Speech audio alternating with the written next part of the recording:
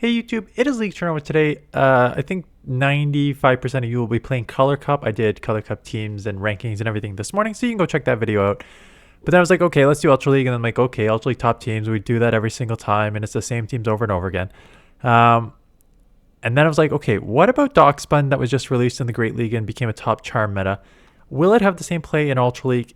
And then where is it in the rankings and what's the matchups? Because the Ultra League is different. So for those of you who do not know, what makes the Great League Charmers and Razor Leafers so scary is that they can at times just out shield and out charm or Razor Leaf you, because the damage is so much on Pokemon that are under 1500 CP, right?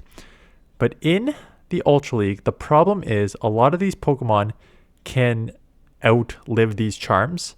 And the problem is without a charge move that you get to or causes damage. So a lot of the charmers here, like if we just put in, I just put in by fairy, but if let's just put in by charm user, you can see that the actual Pokemon that actually use charm here is Sylveon. And the first move for Sylveon is a 3 charm, so 24 turns worth of move for a Psyshock, and 10, so 30 for a Moonblast. So that is why it's ranked 189. And then you got Primarina. Even with the Hydro Cannon, that's still 21, right? So out comes Dachsbun. And I mentioned in my Beyond the Hype video Monday morning that it has a couple of big strengths. So its stat product is already decent, so that will translate to the Ultra League as well. What will also translate is its typings and its the stats on this moveset. And both of them have play in the Ultra League. But let's start with the typing fairy here, because one of the main problems was that the Great League is just filled with poisons, right? Poison got buff, Poison Sting on your Clodsire, then I'm one rank Pokemon. Poison Sting on your Drapion, which is still out here as well. So like just poison.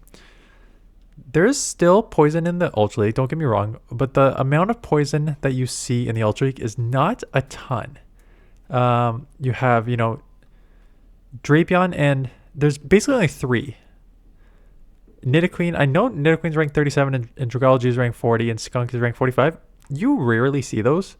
You're really only seeing 3. Drapion, Weezing, and Tentacruel. And Drapion is half dark, so you're actually hitting neutral with the charm. So just Weezing and Tentacruel you need to deal with. You can deal with them with the ground type Pokemon, right? So right off the bat, I think your weaknesses, there are a few steals. You're likely to see Sandslash, Cavalier, and Registeel, and probably Steelix. So 4 steals they need to deal with there. Again, you can deal with it with a ground type Pokemon. So next, it comes down to the moveset and the charm, and whether that actually does enough on these bulkier Pokemon to make a difference. So the one thing is 35 energy moves. So you actually can get to a charge move pretty quickly. Now, these charge moves are garbage. They're, in terms of just raw damage, they're bad. They're 40 damage Psychic Fangs, 50 damage Body Slam. The pro is obviously that you can lower your opponent's defense. Now, does the bulk of the Ultra League Pokemon offset the charm and the lowering of the defense that this Pokemon does?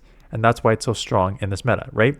There is no Wigglytuff in this meta because Wiggly can't get up to the XL, stuff you need, right? Even here, Dachsbun at level 50, as you're seeing here, Hundo is only 2370. So when you best buddy that, you can best buddy it, maximize it, just you get up to like 2398. So it's still underpowered, but it's on par with like Umbreon and Mandibuzz and those Pokemon that get to level 51 but are still under the 2500 that are still strong.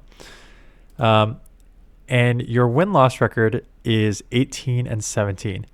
But look at that sort of distribution. Like, yes, you're going to lose the stuff that resists you, you're going to lose. That's any charmer that is the case, right? Poison, steel, fire. If you run into them, you're pretty screwed. And that's the drawback with running a fast move damage Pokemon. So if you're going to run a fast move damage Pokemon, you will just have the problem that if you run into your wall, you are just going to get killed. Your opponent's probably is gonna beat that Pokemon, and they're probably gonna come out with energy or shield or both, right? So that's the negative. So your Nidoqueens, your Typhlosion, Tentacruel, yada, yada, yada, you're going to get beat by all of them. That's not surprising. Let's start looking at the ones now that aren't just the hard counters. And we jump all the way up to Clefable's an interesting one, 350. But, Drift Limit I think is more likely 389. Cresselia 403. Feraligatr 410. So stuff you see.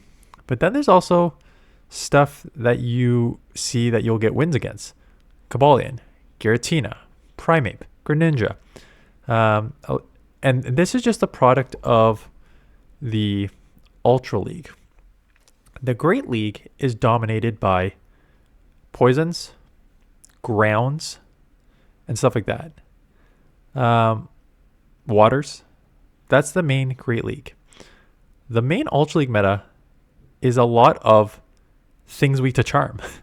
Dark, fighting, dragon, right? So look at these, and why your win is only 1817, but why your average is so freaking high at 554 is because there are a lot of things that this thing can out-charm and just dominate. Pangoro, Guzzlord, Zygarde, Dragonite, Poliwrath, Giratina, Virizion, Mandibuzz, Malamar, Annihilape, Moltres, Greninja, Primeape. Cobalion is half steel but half fighting as well. So there are, what I just named, 1, 2, 3, 4, 5, 6, 7, 8, 9, 10, 11, 12, 13, 14. There's about 14 Pokemon here that are, 13 of them are weak to Fairy. And Cobalion is neutral because it's half steel, half fighting, right? So you have 14 Pokemon that your fast move damage there is doing super effective against. And that puts you in a really nice spot. You'd also pick up some okay wins against Ampharos and Golurk, and not a ton of those. But then you obviously lose against your stuff that's going to beat you. And then some of the other stuff that you do see a lot of. Drapion, Feraligatr, Weezing. So I've always dismissed fast move Pokemon because in the Ultra League, what's the point of this video? Besides just having a second video today.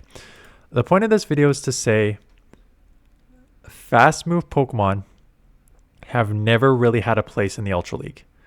They've always had a place in the Great League with your Razor Leafers and your Charmers, but they've never had it in the Ultra League. And if you go to Razor Leaf, the first Razor Leafer that you see, nothing. Shadow Vic is now Magical Leaf.